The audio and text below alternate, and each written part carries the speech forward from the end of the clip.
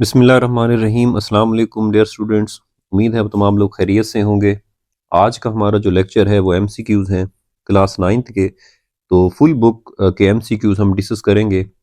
हर book के जो exercise में एमसीक्यू दिए गए हैं हम उनको डिस्कस करते हैं चैप्टर वाइज। तो सबसे पहले चैप्टर नंबर 1 के एमसीक्यू डिस्कस करते हैं। पहला एमसीक्यू है कि एसआई में बुनियादी यूनिट्स की तादाद है। एसआई में बुनियादी यूनिट्स की तादाद कितनी होती है? 3, 6, 7 या फिर 9। तो कितनी होती है? 7। दूसरा एमक्यू है, इनमें से कौन सा यूनिट माखूज यूनिट नहीं है? कौन सा माखूज नहीं है? पास्कल माखूज है, किलोग्राम बुनियादी है, न्यूटन माखूज है, वाट माखूज है। तो किलोग्राम हमारे पास बुनियादी है, माखूज नहीं है। तीसरा एमसीक्यू है, किसी शय में मादे की मिकदार मालूम करने का यूनिट है। मादा की मिकदार मालूम करने का यूनिट होता है हमारे पास मोल। चौथा एमसीक्यू है, 200 माइक्रो सेकंड का वक्फा मसावी होता है। हम इसको लिख लेते हैं थोड़ा सा। 200 माइक्रो का मतलब होता है 10 की पावर माइनस 6 और साथ में सेकंड। तो 200 ज़रब 10 की पावर माइनस 6 सेकंड हो सकता था, लेकिन वो आंसर ही नहीं है, ऑप्शन नहीं है। तो हम 200 को लिख सकते हैं 2 ज़रब 10 की पावर 2 और 10 की पावर माइनस 6। अब प्लस का 2 और माइनस का 6, तो माइनस के बच गए 4 सेकंड। तो ये ऑप्शन हमारे पास ठीक होगी, 2 ज़रब 10 की power minus 4 second, option C. पांचवा एमसीक्यूज है, दर्जन में से कौन सी मिकदार सबसे छोटी है? हम देखेंगे सबसे जो प्रीफिक्सेस है उस पर गौर करते हैं। ग्राम, ये मिलीग्राम है, ये भी मिलीग्राम है, और नैनोग्राम। तो नैनो सबसे छोटा है, तो हमारे पास ऑप्शन डी 5000 नैनोग्राम। छठा एमसीक्यू है, किसी टेस्ट ट्यूब का इंटरनल डायमीटर मालूम करने के लिए इंतहाई मौजू वाला कौन सा है? इंटरनल डायमीटर मालूम करने के लिए हम इस्तेमाल करते हैं वर्नियर कैलिपर को। उसके बाद सातवां एमसीक्यू है, एक तालिब इल्म ने स्क्रू गेज से किसी तार का डायमीटर 1.032 सेंटीमीटर मालूम किया। आप इससे किस हद तक मुत्तफिक हैं? सबसे पहले देखें कि उसने इस्तेमाल किया क्या है, स्क्रू गेज किया है। फिर आंसर कितना निकाला है? 1.032 सेंटीमीटर। स्क्रू गेज का लीस्ट काउंट आपको पता होना चाहिए। स्क्रू गेज का लीस्ट काउंट होता है 0.01 सेंटीमीटर। क्योंकि आंसर सेंटीमीटर में है तो हम ये भी सेंटीमीटर में देखेंगे। अब आप जो अपना जवाब है वो पॉइंट के 2 डिजिट तक आंसर दे सकते हैं। तो इसका मतलब ये हुआ कि हम 1.03 तक आंसर देंगे, क्योंकि हमारे लीस्ट काउंट में कितने डिजिट तक है? 2 डिजिट तक। तो ये हमारे पास होगा ऑप्शन नंबर 3, 1.03 सेंटीमीटर। उसके बाद आठवां एमसीक्यूज है, पैमाइशी सिलेंडर से मालूम किया जाता है वॉल्यूम। उसके बाद एक तालिब इल्म ने स्क्रू गेज की मदद से शीशे की शीट की मोटाई मालूम की है। मेन स्केल पर 3 दर्जे हैं, जबकि इंडेक्स लाइन के सामने सर्कुलर स्केल का 8वां दर्जा है। इसकी मोटाई कितनी होगी? अब सबसे पहले ना इसकी 2 रीडिंग हैं, उन दोनों को ना हमने सिंपल से ऐड करना है। सबसे पहले होती है मेन स्केल रीडिंग, और मेन स्केल रीडिंग वो है 3। तो इसको सॉल्व करेंगे हम 3 और उसमें प्लस कर देंगे हमारे पास जो दर्जा है उसको लीस्ट काउंट से मल्टीप्लाई करके। 8वां दर्जा है, इसको लीस्ट काउंट से मल्टीप्लाई कर देंगे। हमारे पास लीस्ट काउंट जो है वो स्क्रू गेज है, तो स्क्रू गेज का लीस्ट काउंट मिलीमीटर में 0.01 मिलीमीटर। तो इसको मल्टीप्लाई करें और साथ 3 में ऐड करें तो हमारे पास आंसर आता है 3.08 मिलीमीटर। तो ये ऑप्शन बी आ जाएगा। 10वां एमसीक्यू है, किसी अदद में अहम हिस्से होते हैं। अहम हिस्से की तारीफ है सिंपल सी कि तमाम दुरुस्त मालूम हिस्से और पहला मशकूक हिस्सा। अब हमारे पास चैप्टर नंबर 2 के एक्सरसाइज के कुछ एमसीक्यूज हैं, हम इनको डिस्कस करते हैं। पहला एमसीक्यूज है, किस जिस्म की मोशन ट्रांसलेटरी होगी? ट्रांसलेटरी मोशन की जो है यहाँ पे तारीफ दी हुई है कि ट्रांसलेटरी मोशन के अंदर जिस्म हरकत करता है घूमे बगैर। अपने एक्सिस के मोशन होती है, तो ये सर्कुलर नहीं, वाइब्रेटरी भी नहीं, रैंडम भी नहीं, तो कौन सी होती है? रोटेशनल। अपने एक्सिस गिर्द मोशन को रोटेशनल मोशन कहते हैं। कौन सी वेक्टर मिकदार है? स्पीड स्केलर है, फासला स्केलर है, पावर स्केलर है। तो हमारे पास डिस्प्लेसमेंट जो है वो वेक्टर मिकदार है। अगर एक जिस्म कांस्टेंट स्पीड के साथ हरकत कर रहा हो तो इसका मोशन का स्पीड टाइम ग्राफ एक खत मुस्तकीम होगा। अब यहां पे हो सकता है किसी बुक के अंदर ये डिस्टेंस टाइम ग्राफ हो, अगर तो ये डिस्टेंस टाइम ग्राफ है तो कांस्टेंट स्पीड से हरकत करता हुआ जिस्म, आपने ये एमसीक्यू गौर से देख लेना है, अक्सर बुक्स में ये डिस्टेंस टाइम ग्राफ है। तो जब डिस्टेंस टाइम ग्राफ हो और कांस्टेंट स्पीड से ऑब्जेक्ट हरकत कर रहा हो तो ये जो लाइन आती है ये तिरछी लाइन आती है। तो फिर हमारे पास ये ऑप्शन बनेगी कि टाइम एक्सिस पर तिरछा है। लेकिन अगर स्पीड टाइम ग्राफ है, तो अगर स्पीड टाइम ग्राफ है, यहां पे हमारे पास स्पीड है तो यहां पे टाइम है, तो फिर कांस्टेंट स्पीड से हरकत करता हुआ स्पीड टाइम ग्राफ एक पैरेलल लाइन होगी, पैरेलल टू टाइम एक्सिस।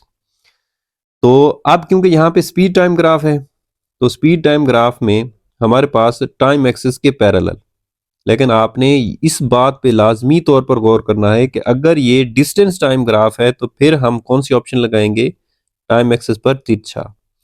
अगर ये स्पीड टाइम ग्राफ है तो फिर ये टाइम एक्सिस के पैरेलल आएगी। उसके बाद पांचवा एमसीक्यूज है, फासला टाइम ग्राफ पर टाइम एक्सिस के पैरेलल खत्ते मुस्तकीम जाहिर करता है कि हमारे पास फासला टाइम ग्राफ हो, ये फासला और ये टाइम, और इस तरह की एक लाइन हो टाइम एक्सिस के पैरेलल खत्ते मुस्तकीम में सीधी लाइन हो। तो इसका मतलब क्या है, ये हमने ग्राफ बनाया था, इसका मतलब ये है कि ऑब्जेक्ट जो है वो किस में है, रेस्ट में है। तो ये ऑप्शन बी हमारे पास आएगी। उसके बाद छठा एमसीक्यू है कि कार स्पीड टाइम ग्राफ शक्ल में दिखाया गया है, कौन सा बयान जो है वो दुरुस्त है, इस ग्राफ को हमने देखना है। इस ग्राफ के मुताबिक अगर हम ना ऑप्शन ए को देखें कि कार का एक्सेलरेशन 1.5 मीटर पर सेकंड स्क्वायर है, कि अगर यहां से मैं ना एक्सेलरेशन कैलकुलेट करूं, एक्सेलरेशन का फार्मूला होता है वी एफ माइनस वी आई बटा टी। अब वी एफ इसमें कितना है, क्योंकि देखें ये स्पीड इस तरह से डिक्रीज हो रही है, तो इसमें जो वी एफ है वो है 0, इसकी इनिशियल कितनी है 15 और टाइम कितना है 10, तो ये आ जाएगा -1.5 मीटर पर सेकंड स्क्वायर। तो -1.5 मीटर पर सेकंड स्क्वायर हमारे पास ऑप्शन ही नहीं है, तो ये नहीं हो सकता। कार की कांस्टेंट स्पीड 7.5 मीटर पर सेकंड है, गलत है। उसके बाद ना इस सी ऑप्शन पे हम गौर करते हैं कि कार का कुल तय करदा फासला जो है वो 75 मीटर है। अब ना फासला मालूम करने के लिए हम इस लाइन के अंडर जो एरिया मालूम कर लेते हैं। तो एरिया मालूम करने का फार्मूला होता है 1/2 मल्टीप्लाइड बाय 15 मल्टीप्लाइड बाय 10। अब इसको जो है हम सॉल्व कर लेते हैं, 5 और 15 को 5 से मल्टीप्लाई करें तो कितना आता है 75 मीटर। तो ये ऑप्शन सी हमारे पास ठीक है, 75 मीटर।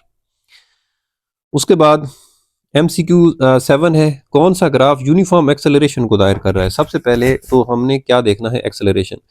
एक बात जहन में रखें कि एक्सेलरेशन देखने के लिए हमारे पास जो ग्राफ है वो स्पीड टाइम होना चाहिए। अब पहला डिस्टेंस टाइम ग्राफ है, ये भी नहीं हो सकता, ये भी डिस्टेंस टाइम है, ये भी नहीं हो सकता। इन दोनों में से हो सकता है, या सी हो सकता है या डी, क्योंकि दोनों स्पीड टाइम है। लेकिन यूनिफॉर्म कब होगा, यूनिफॉर्म में तो स्ट्रेट लाइन होनी चाहिए, तो डी में स्ट्रेट लाइन नहीं है तो ये भी नहीं हो सकता। तो हमारे पास ऑप्शन कौन सी ठीक है, सी ऑप्शन ठीक है।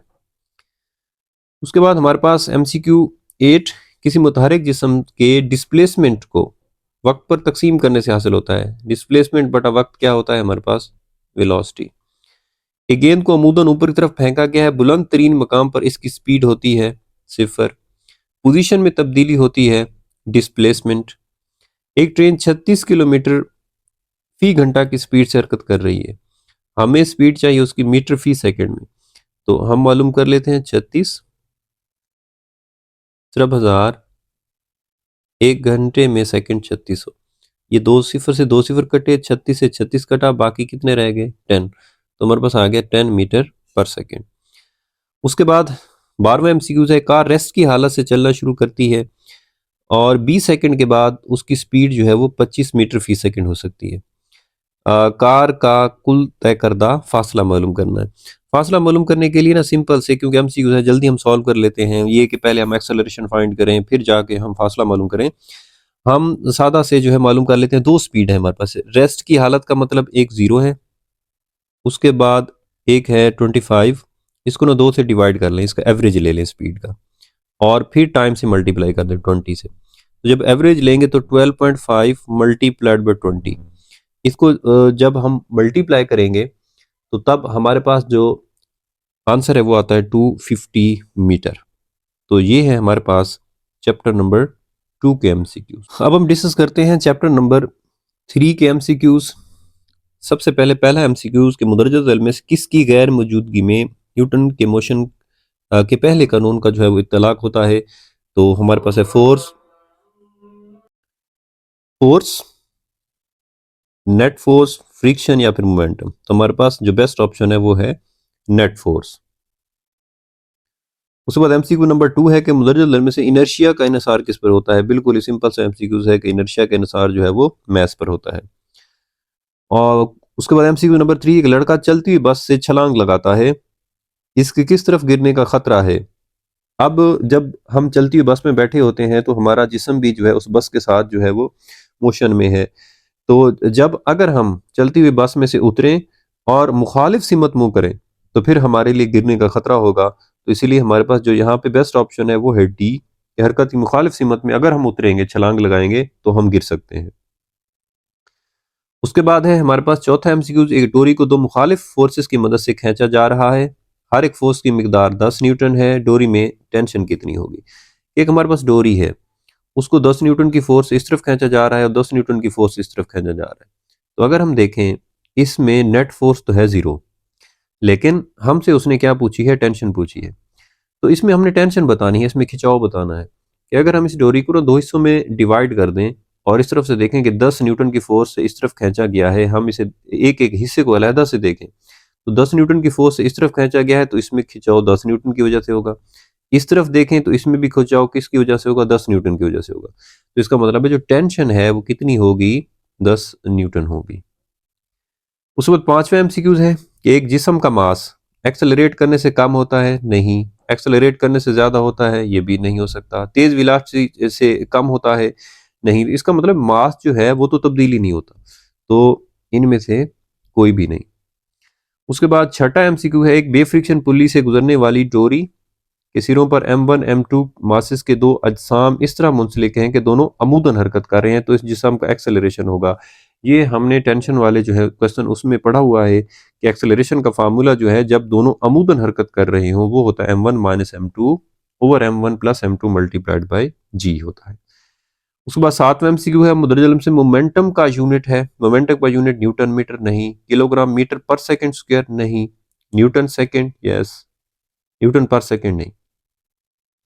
जब घोड़ा गाड़ी को खींचता है तो एक्शन किस पे होता है, बेस्ट ऑप्शन है हमारे पास जमीन पर होता है।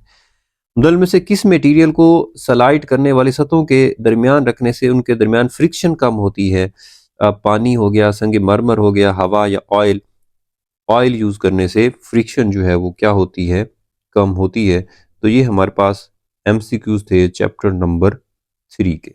नेक्स्ट है हमारे पास चैप्टर नंबर 4 के एमसीक्यूज, इनको हम डिस्कस करते हैं।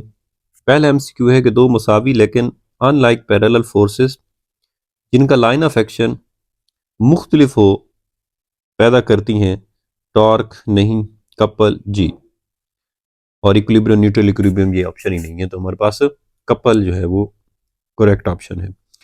MCQ number 2, head to tail rule से वेक्टर जिनकी तादाद जमा की जा सकती है, 2 3 4 नहीं, कितनी भी तादाद हो हम उनको हेड टू टेल रूल के जरिए जमा कर सकते हैं।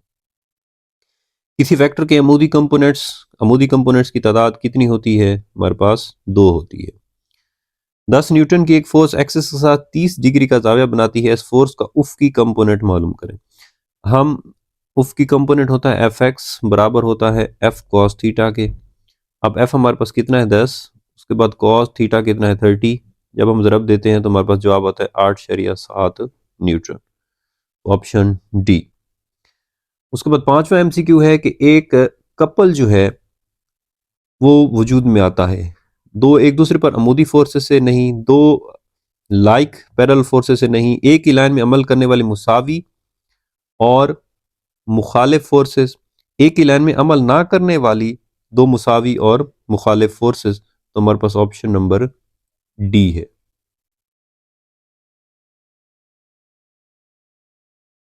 उसके बाद छठा एमसीक्यू है कि एक डायनामिक इक्विलिब्रियम में होता है जब इसका एक्सेलरेशन, जब इसका ऑप्शन ये है कि एक्सेलरेशन यूनिफॉर्म हो, नहीं ऑप्शन ये। स्पीड यूनिफॉर्म हो, नहीं हो सकता डायनामिक में। स्पीड और एक्सेलरेशन यूनिफॉर्म हो, ये भी नहीं हो सकता। एक्सेलरेशन सिफर हो, इसका मतलब ये है कि जब वो कांस्टेंट वेलोसिटी से हरकत कर रहा होगा तो फिर उसका एक्सेलरेशन सिफर होगा और फिर वो कहलाता है डायनामिक इक्विलिब्रियम में।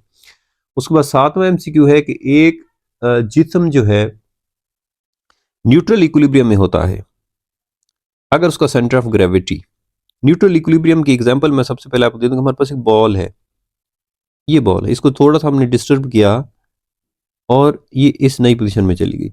अब इसमें से सेंटर ऑफ ग्रेविटी की जो पोजीशन है वो तब्दील नहीं हुई, तो इसीलिए हमारे पास जो ऑप्शन है वो सी, कि अपनी बुलंदी बरकरार रखता है अगर अब उसे अपनी जगह से हिलाया जाए। सेंटर ऑफ ग्रेविटी की पोजीशन जो है वो बरकरार रहती है।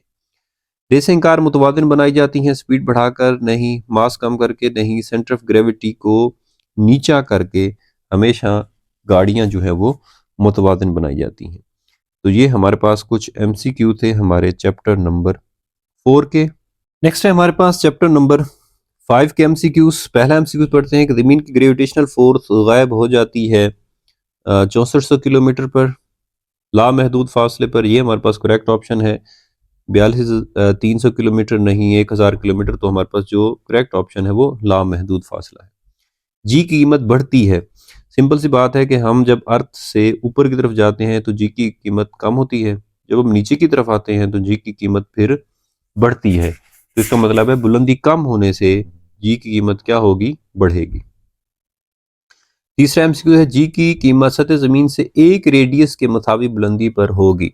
ये चैप्टर हमारे पास मौजूद है कि एक रेडियस के मुताबिक जब हम फार्मूला पुट करते हैं कि जी एच जी एम ई बटा आर जमा एच का स्क्वायर, इसमें जब हम जमीन के रेडियस के बराबर बुलंदी एच की जगह हम आर पुट करेंगे तो आर प्लस आर 2r हो जाएगा और 2 का स्क्वायर कितना हो जाएगा 4। तो इसका मतलब है क्योंकि ये बटे के अंदर है तो 1/4 हो जाएगी जब हम एक रेडियस के बराबर ऊपर जाएंगे। चांद की सतह पर जी की कीमत और चांद की सतह पर 100 किलोग्राम जिस्म का एक वजन। सादा सी बात है कि वजन मालूम करने के लिए हम लिखते हैं W बराबर mg। अब हमारे पास मास जो है वो कितना है, वो है 100 और जी की कीमत चांद के ऊपर कितनी है 1.6। इसे आप ज़रब देंगे तो कितना आ जाएगा 160 न्यूटन, ऑप्शन बी। उसको पांचवा एमसीक्यू है जियो स्टेशनरी ऑर्बिट में कम्युनिकेशन सैटेलाइट गर्दिश करते हैं जिनकी बुलंदी सतह ज़मीन से होती है 850 किलोमीटर, 1000 किलोमीटर, 6400 किलोमीटर या 42,300 किलोमीटर। ऑप्शन करेक्ट हमारे पास 42,300 किलोमीटर।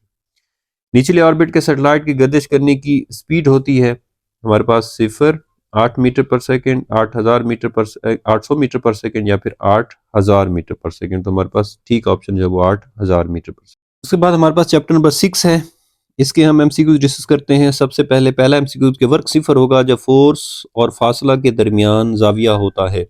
अब वर्क होता क्या है हमारे पास, W बराबर होता है एफ एस कॉज थीटा। अब देखेंगे हम कि कॉज जीरो कब होता है, कॉज जीरो किसके ऊपर होता है 90 के ऊपर। जब कॉज जीरो होगा तो एफ एस से मल्टीप्लाई करेंगे तो वर्क जीरो हो जाएगा। तो इसका मतलब दोनों के दरमियान जब जाविया 90 का बनेगा तो वर्क सिफर होगा। अगर फोर्स की सिमत जिस्म सिमत के अमूदन हो, अमूदन का मतलब भी यही है कि उन दोनों के दरमियान जाविया कितना बन रहा है 90। अगर देखें ऊपर और नीचे वाले एमसीक्यू में फर्क ही नहीं है, जाविया 90 बन रहा है। जब जाविया 90 बन रहा होगा तो वर्क कितना होगा, अभी हमने कहा वर्क सिफर होगा। तीसरा एमसीक्यू है कि अगर जिस्म की वेलोसिटी दुगना हो जाए तो इसकी काइनेटिक एनर्जी, हम काइनेटिक एनर्जी का फार्मूला लिख लेते हैं, वो होता है 1/2 mv²। अब हमने क्या कि जिस्म की वेलोसिटी दुगना करनी है, तो जब आप वेलोसिटी दुगना करेंगे तो ये हो जाएगा 1/2 m4v²। तो 4 शुरू में आ जाएगा 1/2 mv²। तो कितने गुना हो गई वेलोसिटी को दुगना करने से हमारे पास जो काइनेटिक एनर्जी है वो 4 गुना हो जाएगी। उसके बाद चौथा एमसीक्यू है 2 किलोग्राम की एक ईंट जमीन से 5 मीटर की बुलंदी पर ले जाने के लिए कितना वर्क करना पड़ता है। बुलंदी पर ले जाने के लिए जो वर्क होगा किसके बराबर होगा, वो होगा पोटेंशियल एनर्जी के बराबर। अब इसमें सारी वैल्यू पुट कर दें, 2 किलोग्राम है जी की वैल्यू 10 है और एच हमारे पास कितना है 5। इनको मल्टीप्लाई करेंगे तो हमारे पास कितना आ जाएगा 100 जूल। 2 किलोग्राम के एक जिस्म की काइनेटिक एनर्जी 25 जूल है, इसकी स्पीड होगी। अब ये मैं सिंपल से आपको सॉल्व कर देता हूँ कि ये है हमारे पास काइनेटिक एनर्जी का फार्मूला। अब काइनेटिक एनर्जी कितनी है, वो है 25, 1/2, मैस कितना है भी 2, और वी हमने मालूम करना है। ये 2 से 2 कट गया, इधर वी स्क्वायर है और इधर हमारे पास है 25, तो इसका मतलब है दोनों तरफ हमें क्या लेना पड़ेगा, स्क्वायर रूट। अब 25 का स्क्वायर कितना आ जाएगा, स्क्वायर रूट 5, और ये कट गया तो वी हमारे पास कितना आ गया 5 मीटर पर सेकेंड। तो हमारे पास ऑप्शन क्या आ जाएगा 5 मीटर पर सेकेंड। छठा एमसीक्यू है कि मुदल में से कौन सी डिवाइस लाइट एनर्जी को इलेक्ट्रिकल एनर्जी में तब्दील करता है। इलेक्ट्रिक बल्ब नहीं, इलेक्ट्रिक जनरेटर नहीं, photo cell. Yes, solar cell या फोटो सेल जो है वो लाइट एनर्जी को इलेक्ट्रिकल एनर्जी में तब्दील करते हैं। इलेक्ट्रिक सेल जो है उसके अंदर हमारे पास जो है वो केमिकल एनर्जी स्टोर होती है, इलेक्ट्रोकेमिकल का रिएक्शन होता है, फिर इलेक्ट्रिकल एनर्जी मिलती है हमें। उसके बाद 7, किसी जिस्म को एच बुलंदी तक उठाया जाए, उस पर किया गया वर्क उसकी एनर्जी की शक्ल में जाहिर होता है। बुलंदी तक उठाया गया तो सिंपल सी बात है हमारे पास कौन सा होगा, पोटेंशियल एनर्जी होगी। 8वां एमसीक्यू है कोयला में जखीरा शुदा एनर्जी। कोयला में जखीरा शुदा एनर्जी कौन सी होती है, हीट एनर्जी नहीं, काइनेटिक एनर्जी नहीं, केमिकल, यस केमिकल एनर्जी होती है और न्यूक्लियर एनर्जी का ऑप्शन नहीं हो सकता। 9वां एमसीक्यू है डैम के पानी में जखीरा शुदा एनर्जी, क्योंकि बुलंदी पर स्टोर होता है तो जब भी बुलंदी का लफ्ज आता है तो हमारे पास एक ही ऑप्शन है, वो कौन सी है, पोटेंशियल एनर्जी है। 10वां एमसीक्यू है कि आइंस्टाइन की मैस एनर्जी मुसावात में सी जाहिर करता है। सी क्या होता है कि हमारे पास आइंस्टाइन की मैथ एनर्जी मुसावात ई बराबर एम सी स्क्वायर है। ई एनर्जी, एम मैस और सी क्या है, रोशनी की स्पीड है। वर्क करने की शरह सिंपल से हमारे पास एक तारीफ दी गई है, किसकी तारीफ है, पावर की, कि वर्क करने की शरह को हम क्या कहते हैं, पावर। तो ये थे एमसीक्यू चैप्टर नंबर 6 के। नेक्स्ट है हमारे पास चैप्टर नंबर 7 के एमसीक्यूज, इनको हम डिस्कस करते हैं। सबसे पहले पहला एमसीक्यूज के मादा की कौन सी हालत में मॉलिक्यूल्स अपनी पोजीशन नहीं छोड़ते। सबसे पहले ऑप्शन ठोस है, तो ठोस में ही नहीं छोड़ते, ठीक है। उसके बाद दूसरा एमसीक्यू, कौन सी शय सबसे हल्की है, कॉपर, मरकरी, एल्यूमिनियम या फिर हमारे पास सीसा। तो जिसकी डेंसिटी कम होगी इन चारों में से वो सबसे ज्यादा हल्की होगी, तो वो हमारे पास है एल्यूमिनियम। सिस्टम इंटरनेशनल में प्रेशर का यूनिट पास्कल है, जो कि एक बराबर होता है 1 पास्कल न्यूटन पर मीटर स्क्वायर के बराबर होता है। तो इसका मतलब हमारे पास ऑप्शन कौन सी है, ऑप्शन बी। चौथा एमसीक्यू है पानी का बैरोमीटर बनाने के लिए शीशे के ट्यूब की लंबाई अंदाजन कितनी होनी चाहिए। तो वो अंदाजन तकरीबन जो है पानी का बैरोमीटर बनाने के लिए हमारे पास 11 मीटर की ट्यूब होनी चाहिए। 5वां एमसीक्यू है अर्शमीदिस के उसूल के मुताबिक उछाल की फोर्स बराबर होती है हट जाने वाले माय के वजन के, हट जाने वाले माय के वॉल्यूम के, हट जाने वाले माय के मास के, इनमें से कोई नहीं। तो ऑप्शन हमारे पास ए है, हट जाने वाले माय के वजन के मुताबिक। छठा एमसीक्यू है किसी शय की डेंसिटी मालूम की जाती है हमारे पास अर्शमीदिस के उसूल की मदद से हम किसी भी जिस्म की डेंसिटी मालूम कर सकते हैं। तो हमारे पास ऑप्शन नंबर सी ठीक है। उसके बाद 7वां एमसीक्यू है कि हुक के कानून के मुताबिक, हुक के कानून के मुताबिक हमारे पास जो मुसावात होती है वो होती है स्ट्रेस बटा स्ट्रेन बराबर है कांस्टेंट। तो ऑप्शन बी ठीक है, ए ठीक नहीं हो सकती, सी, बी और डी बी। उसके बाद 8वां एमसीक्यू है कि हमारे पास कुछ ये पहले ग्राफ दिया गया है, 4 ग्राफ दिए गए हैं, उनमें से हमने 8वां, 9वां और 10वां इन एमसीक्यूज के जवाब देने। ग्राफ को देखते जाएंगे, वो कहते हैं कौन सा ग्राफ हुक के कानून पर लागू नहीं होता। तो हम देखेंगे जो तिरछी लाइन नहीं होगी वो हुक के कानून के मुताबिक नहीं होगी, और वो कौन सा ग्राफ है, वो है सी। तो हमारे पास 8वें का कौन सा ऑप्शन है, सी। उसके बाद कहते हैं कौन से ग्राफ में स्प्रिंग कांस्टेंट कीमत सबसे कम है। अब हमें क्या पता चलेगा स्प्रिंग कांस्टेंट क्या होता है। तो स्प्रिंग कांस्टेंट के अगर मैं लिखूं तो वो होता है के बराबर है माइनस एफ बटा एक्स। तो स्प्रिंग कांस्टेंट के की कीमत सबसे क्या होगी, कम। कहां पे कम होगी, जहां पे एफ कम होगा। अब एफ किस ग्राफ में कम होगा, तो हम देखते हैं कि ग्राफ पे आप ग्राफ इस ग्राफ को अगर गौर से देखें तो ये ग्राफ की जो लाइन ऊपर की तरफ जा रही है और यहाँ से मैं देखूं तो एफ की ये कीमत है। तो इन सब ग्राफ में से एफ की कीमत इस ग्राफ के अंदर सबसे कम है। तो अगर एफ की कीमत कम है तो इसका मतलब स्प्रिंग कांस्टेंट भी इसमें क्या होगा, कम होगा। और ये कौन सा ग्राफ है, ग्राफ डी है। तो हमारे पास 9वें का ऑप्शन आएगा डी। उसके बाद 10वां कहता है कि कौन से ग्राफ में स्प्रिंग कांस्टेंट की कीमत सबसे ज्यादा है। तो सबसे ज्यादा उस ग्राफ में होगी जिसमें एफ की कीमत ज्यादा होगी। तो अगर मैं ग्राफ ए को देखूं तो ये देखें, इसमें ये एफ की कीमत है, सबसे ज्यादा है। तो इसका मतलब यहाँ पे स्प्रिंग कांस्टेंट की कीमत भी ज्यादा है, तो ऑप्शन आ जाएगा ए। तो ये थे एमसीक्यूज चैप्टर नंबर 7। नेक्स्ट हमारे पास एमसीक्यूज हैं चैप्टर नंबर 8 के। सबसे पहला एमसीक्यूज के पानी जिस टेम्परेचर पर बर्फ बनता है। अब हमारे पास है कि पानी फ्रीज होता है 0 डिग्री पे। तो 0 डिग्री इन चार में से ऑप्शन ही नहीं है। 0 डिग्री नहीं है कि या तो दिया गया है फ़ारेनहाइट में या फिर केल्विन में दिया गया है। तो हम ना इस 0 डिग्री को फ़ारेनहाइट में तब्दील करके देख लेते हैं कि हमारे पास कितना आता है। तो फ़ारेनहाइट डिग्री को फ़ारेनहाइट में तब्दील करने के लिए 1.8 सी प्लस 32। हाँ जी, डिग्री कितना है 0, तो 1.8 इंटू 0 प्लस 32, तो ये 0 हो जाएगा, बाकी क्या बच जाएगा 32 फ़ारेनहाइट। इसका मतलब है 0 डिग्री कितने के बराबर होता है, 32 फ़ारेनहाइट के। उसके बाद कुछ ऑप्शन जो है वो केल्विन में भी दी गए। तो 0 डिग्री को ना हम केल्विन में बदल लेते हैं। तो केल्विन में बदलने के लिए क्या किया जाता है कि 273 प्लस सी। अब सी कितना है 0, तो ये कितना आ जाएगा 273 केल्विन। तो ये दो ऑप्शन हो सकती हैं, या तो 32 फ़ारेनहाइट या प्लस 273 केल्विन। तो हम ऑप्शन देखते हैं, 0 फ़ारेनहाइट नहीं हो सकती, 32 फ़ारेनहाइट यस, -273 नहीं, +273 और 0 केल्विन भी नहीं। तो हमारे पास कौन सा ऑप्शन है, 32 फ़ारेनहाइट। दूसरा एमसीक्यू है, नॉर्मल या सेहतमंद इंसानी जिस्म का टेम्परेचर जो है वो कितना होता है, 15 डिग्री, 37 डिग्री, 37 फ़ारेनहाइट या 98.6 डिग्री। और करेक्ट ऑप्शन कौन सी है, 37 डिग्री। तीसरा एमसीक्यू है कि मरकरी को थर्मोमीटर मटेरियल के तौर पर इस्तेमाल किया जाता है क्योंकि यकसा हरारती फैलाव रखता है, कम फ्रीजिंग पॉइंट होता है, कम हरारती गुंजाइश रखता है। ये तमाम खसूसियात का हामिल होता है मरकरी, इसीलिए हम इसको थर्मोमीटर के अंदर इस्तेमाल करते हैं। चौथा एमसीक्यू है, कौन सा मटेरियल ज़्यादा हरारत मखसूसा का हामिल है। और वो ऑप्शन है कॉपर, बर्फ, पानी या मरकरी। तो करेक्ट ऑप्शन कौन सी है, पानी। दर्ज में से किस मटेरियल के तूली फैलाव का कोफिशिएंट की कीमत सबसे ज़्यादा है। तो तूली फैलाव के कोफिशिएंट की कीमत सबसे ज़्यादा एल्युमिनियम की है, गोल्ड की है, पीतल की है या फिर स्टील की है। तो हमारे पास करेक्ट ऑप्शन जो है वो एल्युमिनियम है। छठा एमसीक्यू है कि एक ठोस शय के तूली हरारती फैलाव के कोफिशिएंट की कीमत दी गई है, इसका वॉल्यूम का कोफिशिएंट कीमत क्या होगी। वॉल्यूम का जो कोफिशिएंट है वो होता है बीटा, बराबर होता है 3 अल्फा। अगर अल्फा दिया गया है उसको 3 से मल्टीप्लाई कर दें तो हमारे पास बीटा आ जाएगा। तो ये अल्फा दिया गया है हमारे पास, तो 2 को 3 से मल्टीप्लाई करें तो कितना आ जाएगा, 6 आ जाएगा।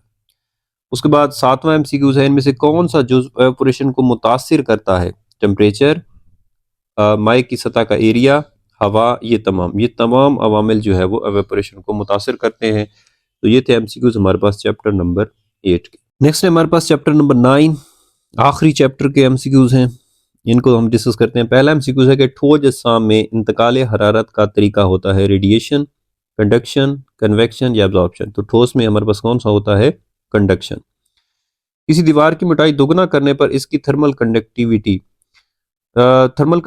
जो है उस मटेरियल की खुसूसियत होती है। तो इसका मतलब है कि हम मोटाई दुगना कर दें या हाफ कर दें तो थर्मल कंडक्टिविटी पे कोई फर्क भी नहीं पड़ेगा। मटेरियल के अच्छे कंडक्टर होने का सबब है, मेटल्स के अच्छे कंडक्टर होने का सबब जो है वो क्या होते हैं, आज़ाद इलेक्ट्रॉन्स। और नेक्स्ट एमसीक्यू हमारे पास गैसेस में ज़्यादातर इंतकाल हरारत का तरीका, ये सिंपल सी डेफिनेशन है कि गैसेस में हमारे पास क्या होता है, कन्वेक्शन की वजह से जो है हरारत मुंतकिल होती है। उसके बाद 5वां एमसीक्यू, कन्वेक्शन के जरिए इंतकाल हरारत का सबब होता है। कन्वेक्शन में होता क्या है कि मालिक्यूल्स जो है वो मूव करते हैं किस जानिब, बलाई जानिब। मालिक्यूल्स बलाई जानिब मूव करते हैं कि अगर हम बीकर है हमारे पास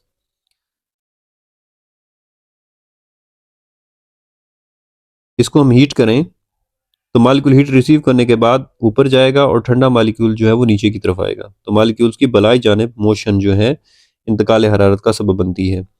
छठा एमसीक्यू है, मसनूई अंदरूनी छतें लगाने का मकसद क्या होता है? छतों की ऊंचाई कम करना? नहीं।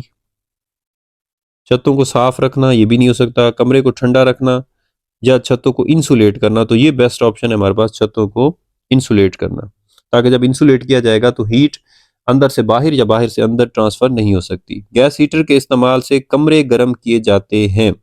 कमरे गर्म किए जाते हैं कंडक्शन से? नहीं। कन्वेक्शन और रेडिएशन से? यस। या सिंपल रेडिएशन या सिंपल कन्वेक्शन, दोनों से जो है वो गैस हीटर की मदद से कमरा गर्म होता है। कि जब हम हीटर चला रहे होते हैं तो हीट जो है वो ऊपर की तरफ भी मूव कर रही होती है और फॉरवर्ड भी मूव कर रही होती है। उसके बाद नसीम बरी जो है वो चलती हैं। नसीम बरी रात के वक्त समंदर से खुश्की की तरफ, दिन के वक्त समंदर से खुश्की की तरफ, रात के वक्त खुश्की से समंदर की तरफ, या दिन के वक्त खुश्की से समंदर की तरफ। एक तो है कि नसीम बरी ये चलती हैं जो है वो रात को, तो ये ऑप्शन भी नहीं हो सकती और ये ऑप्शन भी नहीं हो सकती। अब किससे किसकी तरफ चलती हैं? खुश्की से समंदर की तरफ रात के वक्त। नौवां एमसीक्यूज है, मुंदल में से कौन सी शय हरारत की अच्छी रेडिएटर है?